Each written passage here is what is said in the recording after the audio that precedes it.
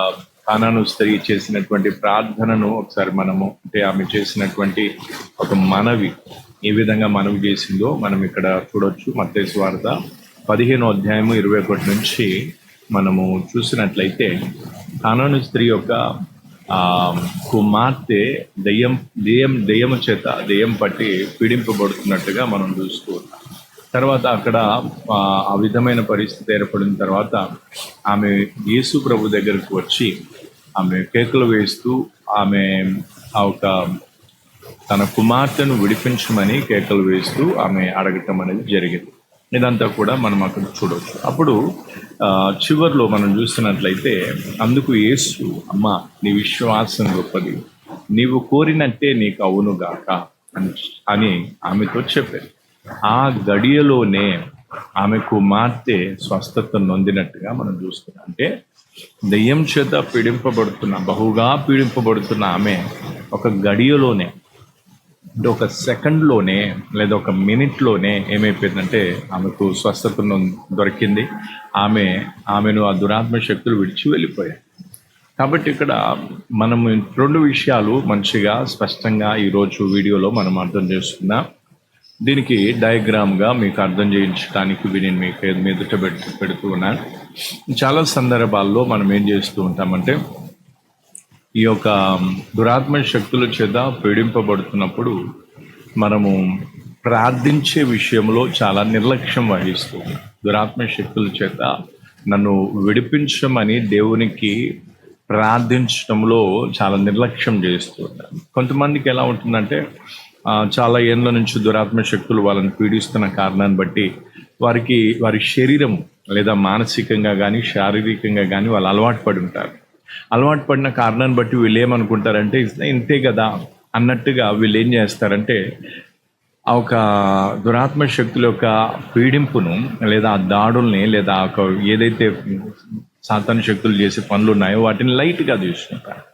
అలా తీసుకోవటం వల్ల ప్రాణానికే అపాయం కలిగే అవకాశం ఉంది. ఎందుకంటే సాతాను ఏం చేస్తారంటే చిన్న చిన్నగా దాడి చేసి మొత్తానికి దురాత్మ శక్తులు ఏంటంటే ఒక ఆత్మను నరకానికి ఈడ్చుకొని పోవాలి. ఏదో మాలిష్ చేసినట్టుగా లేదా ఏదో కొంచెం భయపెట్టిచ్చేసి బెదిరిచ్చేసి వదిలి వెళ్ళిపోవడానికి కాదు అవి వచ్చినాయి. ఆ ఆత్మను లేదా ఆ ప్రాణాన్ని నరకానికి ఈడ్చుకుపోవడానికి దురాత్మ శక్తులు వస్తాయి. ఇప్పుడు దురాత్మ శక్తి, ఇప్పుడు ఉదాహరణకి ఈ యొక్క దురాత్మ శక్తి ఏం చేస్తుందంటే ఎక్కడో ఉంది. దీని పని ఏంటంటే దీని యొక్క దురాత్మ శక్తి లేదా సాతాను యొక్క ఆలోచన ఏంటంటే నేను నరకానికి పోతున్నాను కాబట్టి నాతో పాటు ఈ వ్యక్తిని కూడా నరకానికి తీసుకొని వెళ్తాను, అంటే మానవుల్ని కూడా నరకానికే తీసుకొని వెళ్తాను. అంటే వారి ఆత్మ ప్రాణాన్ని నరకానికి తీసుకుపోవడానికి దురాత్మ శక్తులు 100% ప్రయత్నం చేస్తాయి. కాబట్టి ఇక్కడ మనం అర్థం చేసుకోవాల్సిన విషయం ఏంటంటే ఇంకో దురాత్మ శక్తులు నన్ను ఏం చేయలేవులే, నాకు దేవుని కాపుదలు ఉంది, దేవుడు నన్ను కాపాడుతాడులే, లేదా పలానా అంటే ఇలాంటివి కొన్ని ఎక్స్క్యూజెస్ చెప్పి నువ్వు దురాత్మ శక్తుల్ని లైట్గా తీసుకుంటే అది ఎప్పటికైనా ప్రాణాపాయ స్థితికి తీసుకొస్తుంది, ప్రాణాన్ని మింగేస్తుంది. ఎందుకంటే దాని యొక్క కుయుక్తిపరమైన పనులు చేస్తాయి.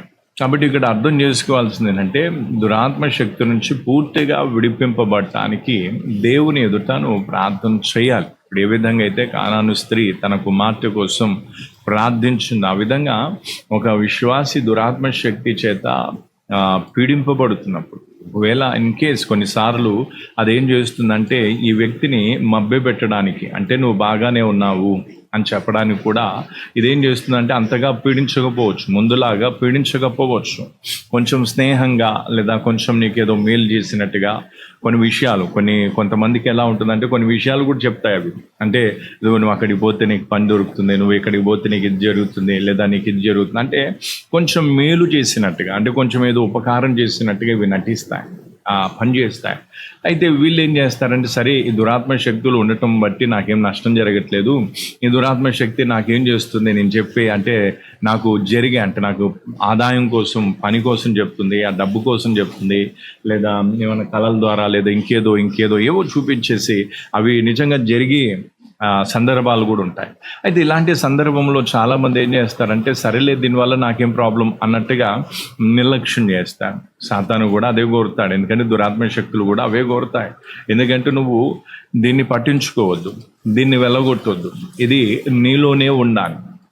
అయితే నీలో ఉన్నప్పుడు అదేం చేస్తుందంటే, నిన్ను ఏం చేస్తుంది, రైట్ టైంలో, అంటే దానికి టైం ఎప్పుడైతే అవకాశం దొరుకుతుందో అప్పుడు నిన్ను తనతో పాటు ఏం చేస్తుంది, నరకానికి ఇచ్చుకుపోవడం. అంటే ఇది ఎప్పటికే నరకానికి పోకపోయినా నిన్ను నరకానికి యోగ్యమైన వ్యక్తిగా చేయటం, అంటే దేవుని దాసునికి లేదా వాక్యానికి విరోధంగా చేసి నిన్ను లోకంలో కలిపేయడము, లేదా ఆత్మహత్య చేసుకునేటట్టు చేయటము, లేకపోతే యాక్సిడెంట్లు చేయటము, లేకపోతే అన్ని దేవతల తట్టు తిప్పటము, ఇలాంటివి ఏవో చేసి నేను నరకానికి యోగ్యమైన వ్యక్తిగా చేసి ఏం చేస్తుంది, నేను నరకానికి పాత్రమైన వ్యక్తిగా చేసి నేను తీసుకెళ్ళిపోవచ్చు. కాబట్టి ఎప్పుడు కూడా ఒక వ్యక్తి దురాత్మ శక్తి చేత పీడింపబడుతున్నప్పుడు, అది ఎక్కువగా పీడించినా తక్కువగా పీడించినా, ఆ వ్యక్తి ఏం చేయాలంటే ఒక పట్టుదల కలిగి ఉండాలి. ప్రభు, ఈ శరీరం ఏదైతే ఈ శరీరం ఉందో, ఈ శరీరం ప్రాణం ఆత్మ నీ కోసం సృష్టించుకున్నాను, నీకు నివాస స్థలంగా ఉండటానికి సృష్టింపబడింది. కానీ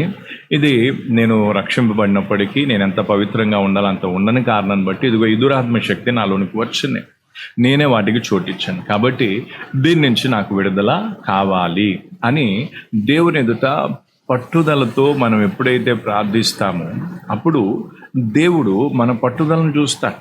అందుకే ఇక్కడ మనం కానాను స్త్రీని మనం చూసినట్లయితే ఆమె ఎంతగా కేకలేస్తుందో చూడండి. ఒక స్త్రీ అయి ఉండి పురుషులు ఉన్నారు, రోడ్డు మీద ఆమె కేకలు వేసుకుంటూ బహుగా ఏంటంటే తన కుమార్తె దెయ్యం బట్టి బహుగా బాధింపబడుచున్నట్టుగా అక్కడ ఆ విషయాన్ని చెప్తూ కేకలేస్తుంది చూడండి ఎంత.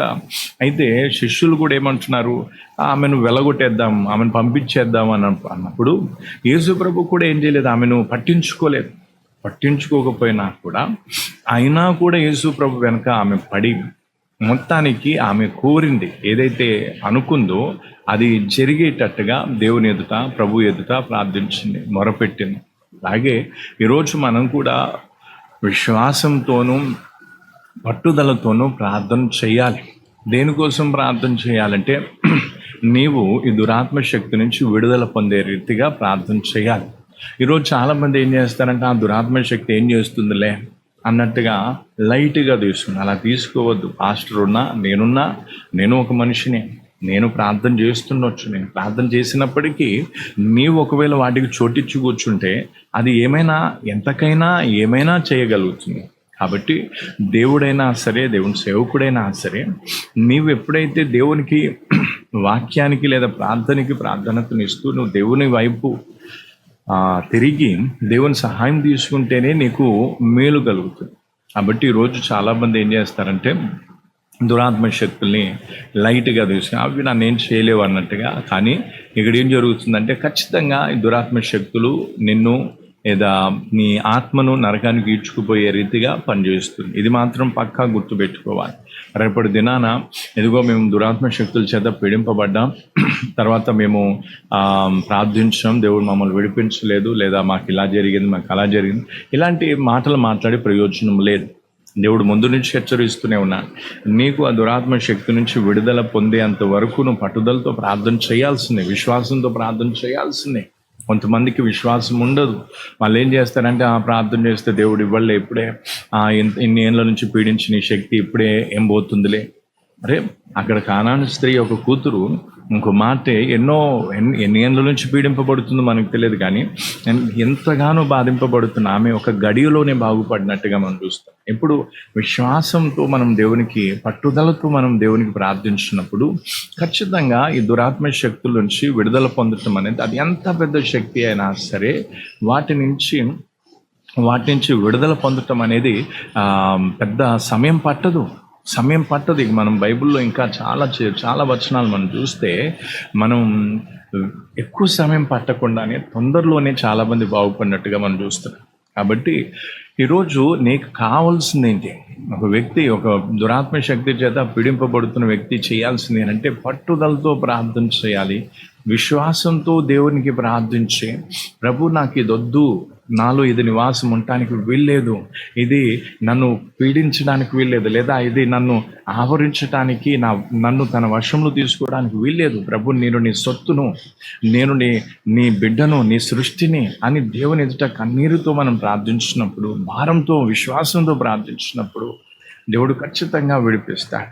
కాబట్టి ఈరోజు అర్థం చేసుకోవాల్సింది ఏంటంటే, ఒంటరిగా ఇంట్లో కూర్చొని ఒంటరిగా నువ్వు ప్రార్థించినప్పుడు, దేవుని ముందు పట్టుదలతో విశ్వాసంతో ప్రార్థించినప్పుడు ఖచ్చితంగా దేవుడు ఏం కావచ్చు, నేను ముట్టి స్వస్థపరచవచ్చు. ఒక గడియలోనే నువ్వు బాగు కావచ్చు, దేవునికి అసాధ్యమైనది ఏమీ లేదు. కాబట్టి దయచేసి దురాత్మ శక్తుల చేత పీడింపబడుతున్న వారు ఈరోజు గుర్తుపెట్టుకోవాలి. కొంతమంది ఏం చేస్తారంటే, దురాత్మ శక్తులతో ఉన్నా కూడా వాళ్ళకు దాని గురించిన పట్టింపు ఉండదు. వాళ్ళు ఏం చేస్తారంటే తినటం, తాగటం, వీళ్ళు ఏం చేస్తారు శారీరకంగా. తను కూడా కోరేది ఇప్పుడు ఆత్మీయంగా దేవుని వైపు తిరిగి ప్రార్థన చేయడానికి బదులుగా వీళ్ళు శారీరకంగా తినటంలో, తాగటంలో, తిరగటంలో, షికార్లు కొట్టడంలో, ఇంకా మిగతా వాటిలో వీళ్ళు ఏం చేస్తూ ఉంటారు. సైతాను కూడా కోరేది అదే. బాబు, నువ్వు నన్ను పట్టించుకోకు, నా పని నేను చేస్తాను, నీ పని నువ్వు చేసుకో, నువ్వు దేవుని దగ్గరికి మాత్రం పోకు, దేవునికి ప్రార్థన చేయకు, నా నుంచి విడుదల కావాలని. నువ్వు తిను, తాగు, నీకు కావాల్సిన డబ్బు నీకు ఇస్తాను, నీకు కావాల్సిన సుఖం నీకు ఇస్తాను, నీకు అన్ని విధాలుగా నువ్వు తిరుగు, తాగు, ఏమన్నా చెయ్యి అన్నట్టుగా ఏం చేస్తా అంటే ఇది ఈ విధమైన రాంగ్ డైరెక్షన్లో ప్రోత్సాహాన్ని. ఇంకా వీళ్ళకు ఆల్రెడీ ఆత్మీయత లేదా దేవుడు కావాలి, దేవునిలో ఉండాలి, పరిశుద్ధంగా ఉండాలి, దేవుని కోసం బతకాలి, ఇలాంటి మైండ్ సెట్ ఎవరికైతే ఉండదో వాళ్ళు ఏం చేస్తారు, ఇలాంటి ట్రాప్లో, సాతాను చేసినటువంటి ఇలాంటి ఉచ్చులో ఈజీగా పడిపోతారు. అప్పుడు ఇదేం చేస్తుంది, దాని పని తాను చేసుకుంటుంది. నెమ్మదిగా మైండ్ని, తర్వాత శరీరంలో అవయవాలను ఇలాగా కబ్జా చేసి ఈ వ్యక్తిని నిత్య నరకానికి యోగ్యమైన వ్యక్తిగా మార్చేస్తుంది. అందుకే ఈరోజు నువ్వు అర్థం చేసుకోవాల్సింది ఏంటంటే, పట్టుదలతో ప్రార్థన చేయాలి. దేవుడిని అడగాలి, ప్రభు నాకు విడుదల కావాలి. కొంతమంది ఏం చేస్తారు, 5 నిమిషాలు ప్రార్థన చేస్తారు, లేచి వాళ్ళ పనులు వాళ్ళు చేసుకుంటారు. పని శారీరకమైన పనులు చేయడం తప్పు కాదు, కానీ ఆ శారీరపరమైన పనులు ఏవైతే ఉన్నాయో అవి తొందరగా పూర్తి చేసుకొని నువ్వు దేవుని సన్నిధిలో కూర్చొని, నాకు విడుదల కావాలి, నాకు రక్షణ కావాలి, నాకు దీని నుంచి సంపూర్ణ విడుదల కావాలని దేవుని ఎదుట పట్టుదలతో నువ్వు ప్రార్థన చేయాలి. అంతేగాని ఇదిగో పాస్టర్ వచ్చి ప్రార్థన చేస్తాను, పాస్టర్ నేను ఎంతవరకు ప్రార్థన చేయగలుగుతాను అంతవరకు ప్రార్థన చేయగలుగుతాను. మీలో కొంతమందిని ఎక్కువసేపు కూర్చోబెట్టి ప్రార్థన చేయలేకపోతున్నా, అలాంటప్పుడు నేనేం చేయలేను. కాబట్టి నేను దూరం ఉండి ప్రార్థన చేసినా, ఫోన్లో ప్రార్థన చేసినా, దగ్గరగా కొద్దిసేపు ఉండి ప్రార్థన చేసినా కొంతవరకు వర్కౌట్ అవుతుందేమో. కానీ నువ్వు ఒంటరిగా దేవుని సన్నిధిలో, ఎందుకంటే నీకు దేవుడు తెలుసు, నువ్వు విశ్వాసివి, నువ్వు అవిశ్వాసమేం కాదు, నువ్వు విశ్వాసివి. కాబట్టి దేవునికి నువ్వు ప్రార్థించినప్పుడు దేవుడు నిన్ను కనికరిస్తాడు, దేవుడు నిన్ను బాగు చేస్తాడు. కాబట్టి ఒంటరిగా కూర్చొని దేవుని సన్నిధిలో మొరపెట్టి, ప్రభు నాకు విడుదల కావాలి, నాకు దీని నుంచి విడుదల కావాలి, నాకు దీని నుంచి విడుదల ఇచ్చేంత వరకు నేను ప్రార్థన నుంచి లేవను అని ఈ విధంగా మనం ఎప్పుడైతే పట్టుదలతో దేవుని సన్నిధిలో ప్రార్థిస్తామో, అప్పుడు కానాను స్త్రీ ఏ విధంగా దేవుని సన్నిధిలో ప్రార్థించింది, మొరపెట్టింది, కేకలేసింది, అప్పుడు ఏం జరిగింది, ఆ గడియలోనే ఆమె కుమార్తె స్వస్థతున్నది. చూడండి ఎంత గొప్ప కార్యాన్ని దేవుడు చేశాడు. కాబట్టి ఈరోజు దేవుడు నిన్ను కూడా